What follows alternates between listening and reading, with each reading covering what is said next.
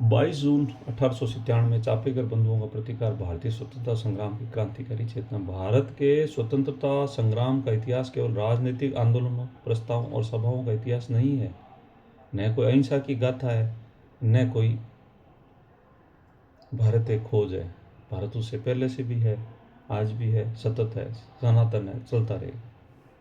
भारत के स्वतंत्र इतिहास केवल राजनीतिक आंदोलनों, प्रस्तावों और सभाओं का इतिहास कदापि नहीं रहा है। वह उन असंख्य ज्ञात अज्ञात बलिदानों की भी गाथा है जिन्होंने स्वाधीनता के अंधकार में स्वतंत्रता की ज्योति प्रज्वलित रखी। 22 जून 1897 का दिन भारतीय इतिहास को इसी कारण से अत्यंत महत्वपूर्ण माना जाता है। इसी दिन पुणे के 3 युवा क्रांतिकारी भाइयों दामोदर हरि चापेकर, बालकृष्ण हरि चापेकर और वासुदेव हरि चापेकर ने ब्रिटिश शासन के अत्याचारी अधिकारियों WC रैंड और लेफ्टिनेंट चार्ल्स एयर्स पर प्राणघातक हमला किया। इस घटना केवल 2 अधिकारियों की हत्या नहीं थी, बल्कि भारतीय आत्मसम्मान के औपनिवेशिक अपमान के विरुद्ध दिया गया ऐतिहासिक उत्तर थी। 19वीं शताब्दी के अंत में अंतिम वर्षों में पुणे और आसपास क्षेत्रों में प्लेग जैसी महामारी फैल गई थी। ब्रिटिश सरकार ने महामारी नियंत्रण ऐसे कठोर अपमानजनक उपाय जिससे भारतीय समाज को गहरा आक्रोश उत्पन्न हुआ। प्लेग आयुक्त वाल्टर चार्ल्स रैंड को असाधारण अधिकार दिए गए थे। सैनिकों और अधिकारियों घरों में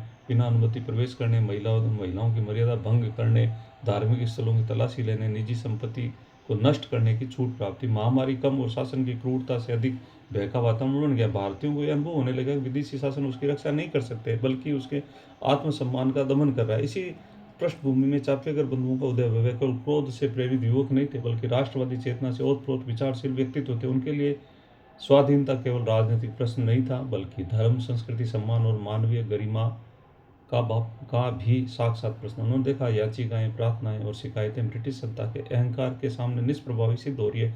परिणाम स्वरूप उन्होंने प्रतिरोध का मार्ग चुना। 22 जून 1897 को महारानी विक्टोरिया के राजरोहण की हीरक जयंती के अवसर पर पुणे में भव्य समारोह आयोजित किया गया। रेड और एयस्ट ने समारोह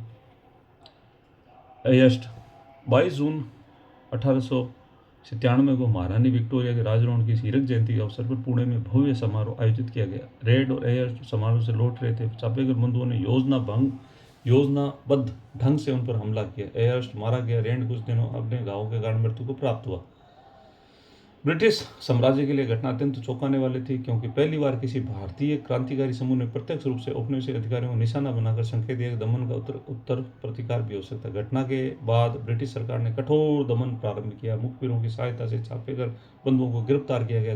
दामोदर चापेकर को 18 अप्रैल 1898 को फांसी दी गई। बाद में बालकृष्ण वासुदेव चापेकर भी गिरफ्तार हुए। उन्हें भी मृत्युदंड। तीनों भाइयों के अदम्य साहस के साथ प्राण राष्ट्र को समर्पित किया। उनके बलिदान ने भारतीय युवाओं के मन में क्रांतिकारी चेतना का बीजारोपण किया। आगे चलकर विनायक, दामोदर सावरकर, खुदीराम बोस, बाघा जतीन, चंद्रशेखर आजाद, भगत सिंह जैसे अनेक क्रांतिकारियों ने इसी परंपरा को विकसित किया।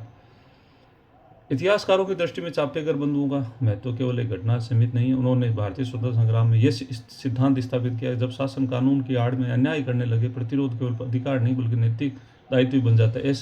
यदि उनके तरीकों पर विभिन्न मत हो सकते हैं, किंतु उनके राष्ट्र की गरिमा और स्वतंत्रता का भाव सर्वोपरि था। इस घटना की सबसे बड़ी ऐतिहासिक देन थी उन्होंने भारतीय राजनीति को यातना से प्रतिरोध की ओर मोड़ने की प्रक्रिया आरंभ की।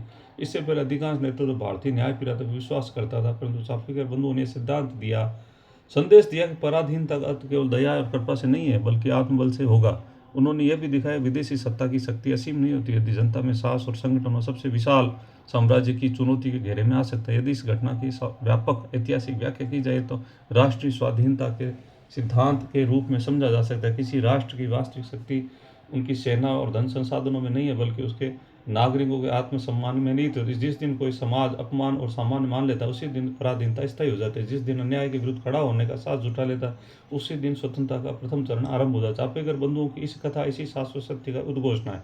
आज 22 जून जब हम इस ऐतिहासिक घटना को स्मरण करते थे, केवल अतीत का स्मरण नहीं है, बल्कि वर्तमान के लिए संदेश है। स्वतंत्रता केवल प्राप्त की जाने वाली वस्तु नहीं है, बल्कि निरंतर संरक्षित की जाने वाली चेतना है। चापेकर बंधुओं का बलिदान हमें दिखाता है कि राष्ट्र का सम्मान, नागरिकों का आत्मगौरव, अन्याय के विरुद्ध साहसिक प्रतिरोध किसी सभ्य समाज की सबसे बड़ी पूंजी होते हैं।